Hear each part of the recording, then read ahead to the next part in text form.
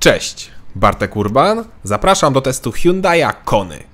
Do testu nowej Kony, która po raz pierwszy światu została pokazana w 2022 roku i jak się domyślacie, zrobiła spore zamieszanie. Już pierwsza generacja, która była produkowana od 2017 do 2023 roku, była dziwna, ale nowa wersja jest jeszcze dziwniejsza. Dziwna głównie przez wzór lamp, bowiem z przodu i z tyłu mamy paski LEDowe, które przypominają Robocopa. Poza tym mamy też lampy na dole zderzaka, co akurat moim zdaniem jest błędem. Błędem, bo po pierwsze, te kierunkowskazy są słabo widoczne, jak są tak nisko, a po drugie, to są miejsca, które chyba najczęściej ulegają przytarciom. Z praktycznego punktu widzenia więc jest to słabe, ale całe auto podoba mi się.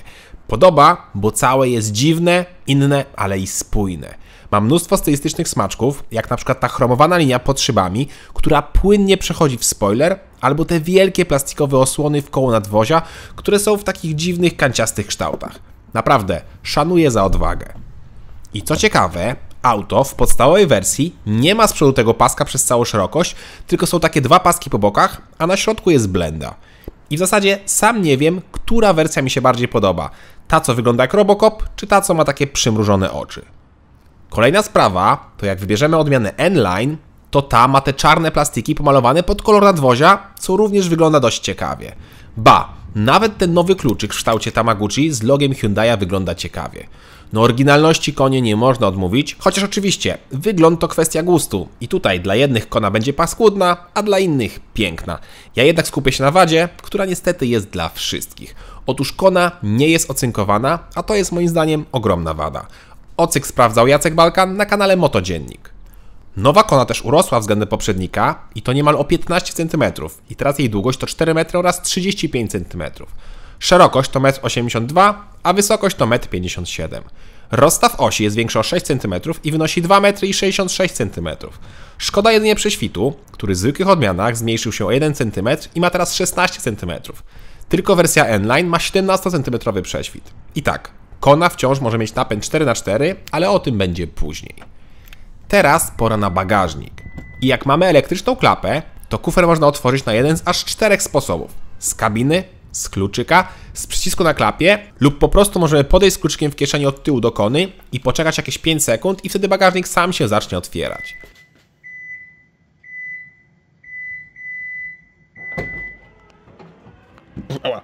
I taka ciekawostka. System bezkluczykowy jest w standardzie dla każdej Kony. Miło. W związku z większymi wymiarami zwiększył się też bagażnik i to naprawdę dużo, bo teraz mamy 466 litrów, a poprzednik miał 374, czyli niemal 100 litrów mniej. Chociaż początkowo aż takiej przestrzeni nie widać, ale na szczęście podłoga ma drugie dno, które możemy obniżyć lub całkowicie wyjąć. Pod spodem jest miejsce na koło zapasowe lub jak w moim przypadku zestaw naprawczy i jakieś drobiazgi. Miło, że jest ta mata, którą jak coś można zdemontować. W bagażniku znalazłem 4 haczyki, boczną przegródkę i takie bolce, które trzymają nasze drugie dno, jakie podnosimy do góry. Oparcia kanapy można oczywiście położyć i wtedy mamy 1300 litrów pojemności i prawie płaską powierzchnię. Wskakujemy na tył. I tu jest naprawdę dużo miejsca, zwłaszcza przestrzeń na głowę robi wrażenie. Ja mam 186 cm wzrostu i jak widzicie mam naprawdę dużo przestrzeni na głowę. A co więcej, oparcie jest regulowane i możemy je mocniej pochylić. Bardzo ładnie.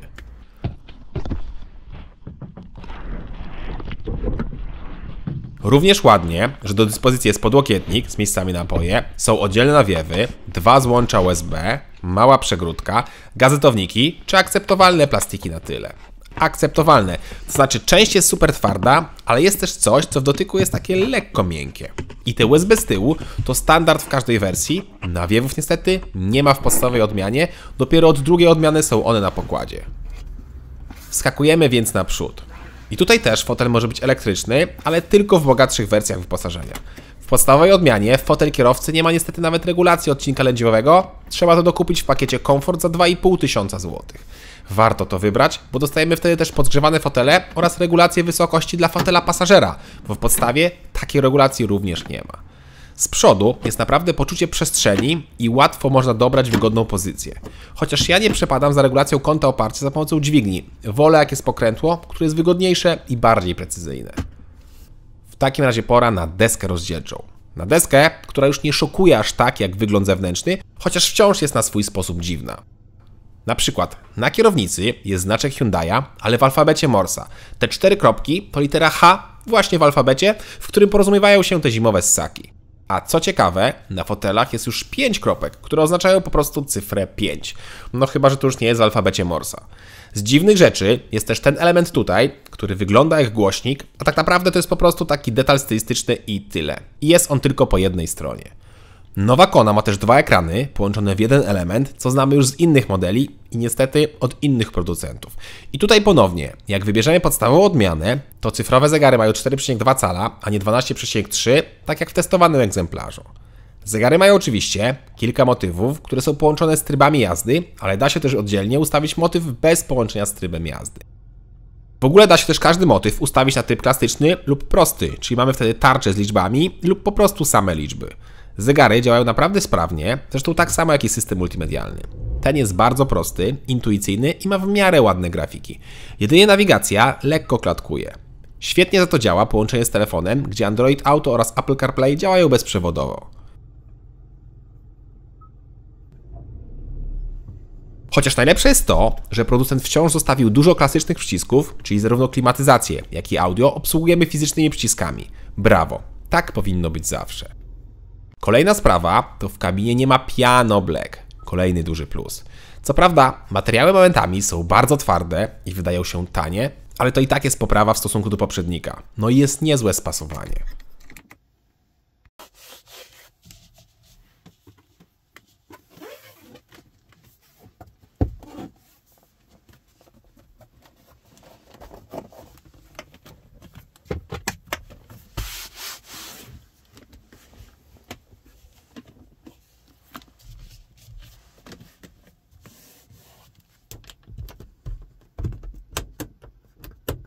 Ładnie, prawda?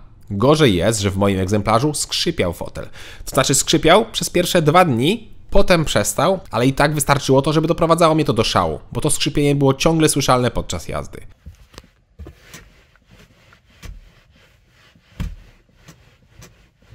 To, co teraz słyszycie, to już było 3. dnia, gdzie naprawdę bardzo mocno musiałem się postarać, żeby sprowokować fotel do skrzypienia.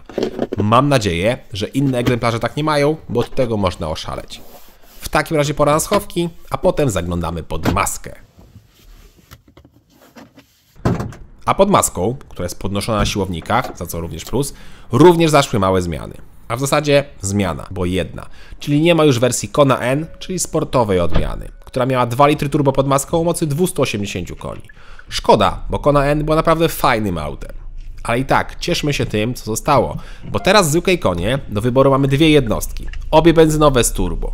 Pierwsza, słabsza, to 3-cylindrowe 1.0 turbo, 120 koni, a druga, mocniejsza, to 1.6 turbo, 4 cylindry o mocy 198 koni. I co ważne, oba silniki występują albo z manualną, 6-stopniową przekładnią, albo z dwusprzęgłowym automatem o 7 przełożeniach. Dodatkowo wariant 1.6 turbo z automatem może mieć w opcji napęd 4x4. To mi się podoba. I te 2 jednostki to są silniki, które również były w poprzedniej generacji Kony. A, i wcześniej powiedziałem, że w zwykłej Konie są 2 jednostki, bo jest jeszcze wariant Kona Hybrid, która ma silnik wolnosący 1.6 o mocy 141 koni. Ja do testu wybrałem jednak słabszą odmianę benzynową, która nie występuje z napędem 4x4, a dodatkowo wybrałem jeszcze wersję z manualem.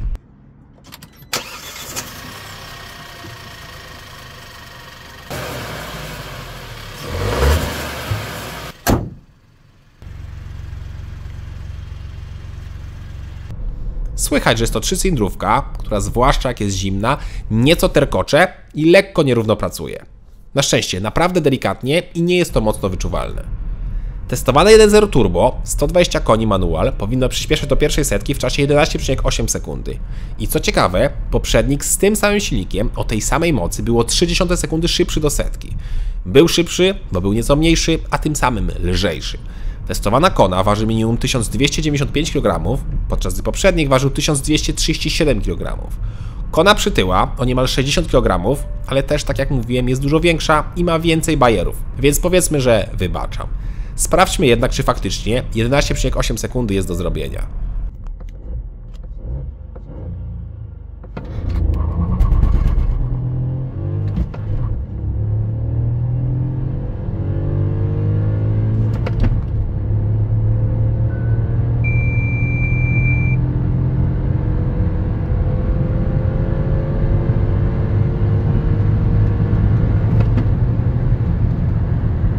Wynik to 10,1 sekundy. Brawo! Myślę, że jakbym idealnie wystartował i miał dobrze rozgrzane opony, to jest do złamania 10 sekund. Naprawdę nieźle. Pod względem elastyczności też jest ładnie, chociaż tutaj trzeba już jasno powiedzieć, że trzeba redukować.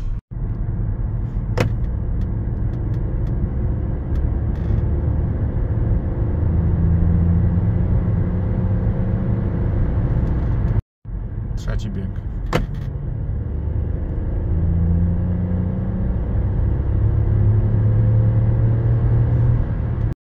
Trzeci bieg.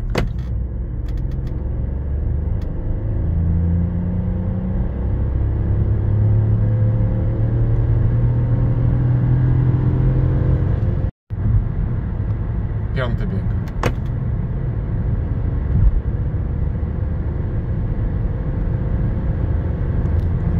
Redukcja czwórkę.